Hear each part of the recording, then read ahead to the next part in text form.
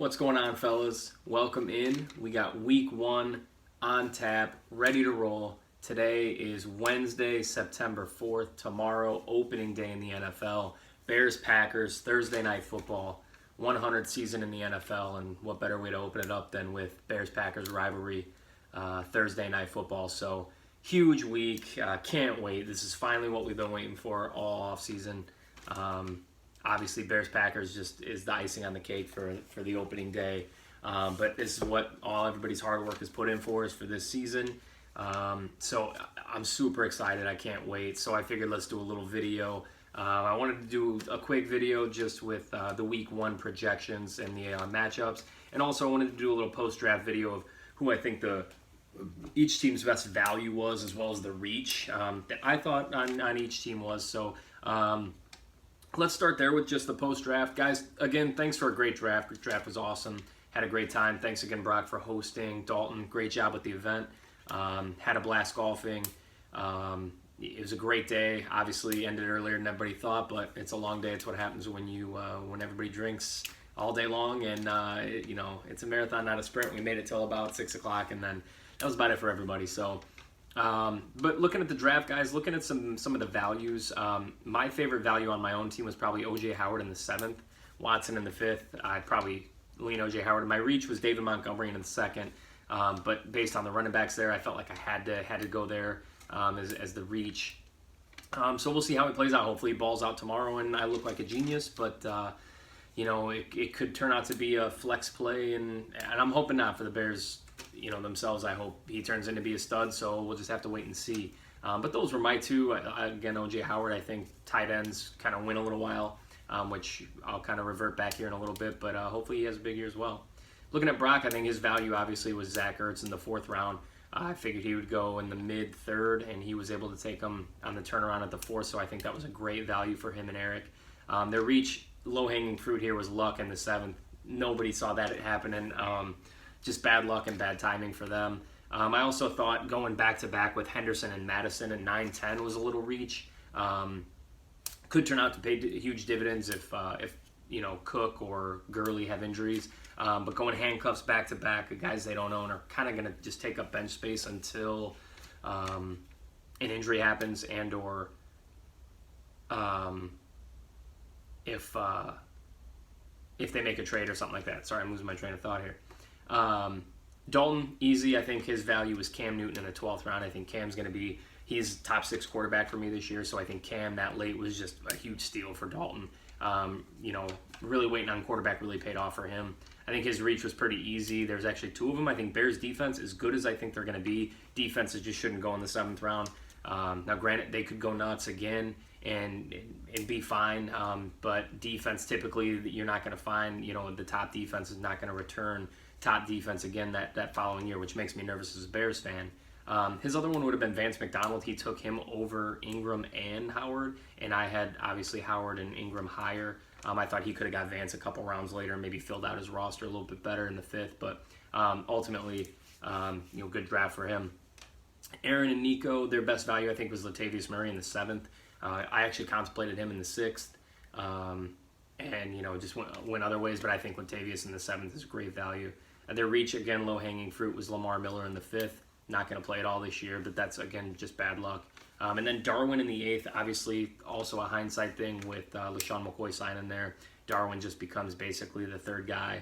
I think in a Dynasty League, Darwin's still good, but in our redraft, keeper style, Darwin kind of belongs to that Damian Harris tier of just like, if something happens to one of those guys, then he's going to return value, but it's just another handcuff at this point. Nick, I think his value obviously was Duke Johnson, another hindsight move. He got an RB2 basically in round 13, so that could turn out to be a pretty decent keeper for Nick, but he's definitely going to return value at that 13th round. And then I think his reach a little bit was Eckler in the 5th, but based on what we know, it could turn out to be actually a pretty good pick.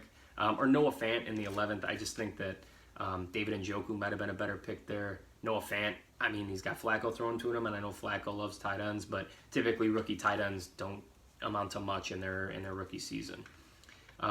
Mike, I think his value was Edelman in the 4th. I think Edelman was a nice pick in the 4th. Obviously Singletary and the hindsight move in the round 10 is awesome. Could turn out to be a great keeper for Mike.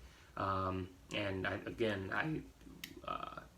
I think that was probably the pick. Obviously, the hindsight. Singletary was going to be my pick in round 10. Mike sniped him right in front of me, and it was a great pick.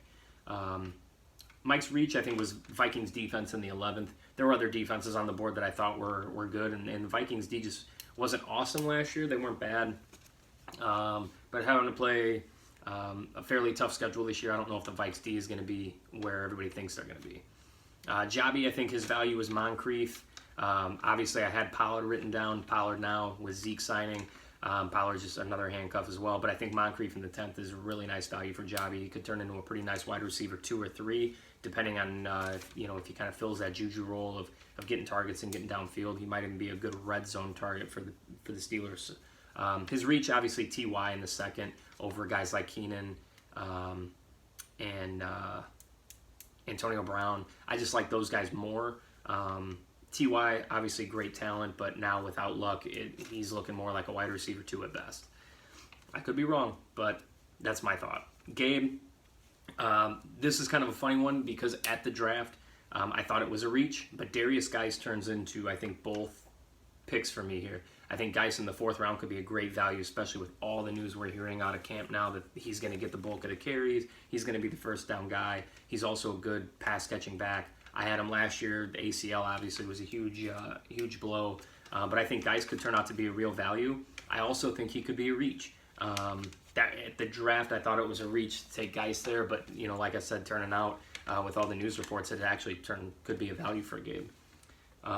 Andrew, his value obviously now McCoy going and basically being a number 2 or a co-starter in Kansas City, where Andy Reid loves LaShawn McCoy. In the 8th round, I think he's going to return value for Andrew. Even if he's just a flex play every week, I mean, that's more than what you could ask for in the 8th round when you're really just filling depth. So I think that's the Andrew's value pick there. Andrew's reach, I think, was A.J. Green in the 4th. I think he could have fell a little bit more. I would have easily taken Lockett or Edelman over him, or even Mike Williams. Because A.J. Green, foot and ankle injuries have bothered that guy forever. And typically he's 2-3 weeks, 4 weeks maybe that he's going to miss. And I think he could even be, on a snap count up to week 6. So we'll see what happens there. Chavez, I think the value, and this was kind of a funky one because he had some interesting picks throughout. Melvin, I think, is going to be his value pick, and not for this year generally, but having an RB1 in the 3rd round is going to be pretty hard to beat for him. Even if he doesn't play until week 10 or 11 this year, I think that was a good pick for Chavez. For a rebuilding-ish team to lock him up in the 3rd round, I think that was a good pick. I think the reach was Breeze in the 8th. Already keeping Wentz, I get it, maybe an insurance policy or a bye-week fill-in, but in the 8th, I think there was some other talent there that he could have went with instead of getting a second quarterback. So those are my thoughts on the draft, guys. Just some reaches, some values. Obviously, a lot's going to shake out in the first couple weeks. Some of these are going to be irrelevant. Some are going to look really foolish. So we'll see what happens. But diving into week 1 as we kind of wind down the video here. Just going over projections, matchups. Obviously, we start tomorrow, Bears-Packers. So, you're going to have guys going like Allen Robinson and Trubisky and Rodgers and Adams and Montgomery and Cohen, Aaron Jones. So tons of talent, guys. Tons of fantasy starters tomorrow. So I'm sure everybody will be tuned in for the first regular season night. But looking at it, Gabe's actually projected with the highest points this week at 105.5. I'm projected with the second most points at 104.8. So Gabe and I are going to have a hell of a slugfest on our hands. So we'll see. It should see if projections are right. Jobby projected to beat Nick 101.5 to Nick's 98.5. Brock with the biggest gap or the highest percentage chance to win. He's projected to beat Chavez 102.8 to Chavez's league low 90.8. Andrew projected to lose to Mike, 96.4 to Mike's 99.1. And Nico projected to beat Dalton by, I think, the slimmest margin in the league. Or no, actually, mine would be the slimmest margin with Gabe, but Nico and Aaron projected to beat Dalton 95.6 to 94.7. So again, I think there's 4 teams projected to score over 100. We'll see if any of that comes to fruition. But that's all I got for you, fellas. Just really happy to get fantasy football finally rolling. Again, check the league page if you have questions, or the league history spreadsheet that I sent out if you have questions. But Other than that, I try to keep it around 10 minutes, and that's where we're about at. So enjoy, fellas. Football season is upon us. Can't wait. It is the most exciting time of the year, best time of the year. Blue Chip Casino opening their sportsbook tomorrow. Brian Urlacher will be there, placing the first bet. Nobody better to do it than the Bears and the great one himself.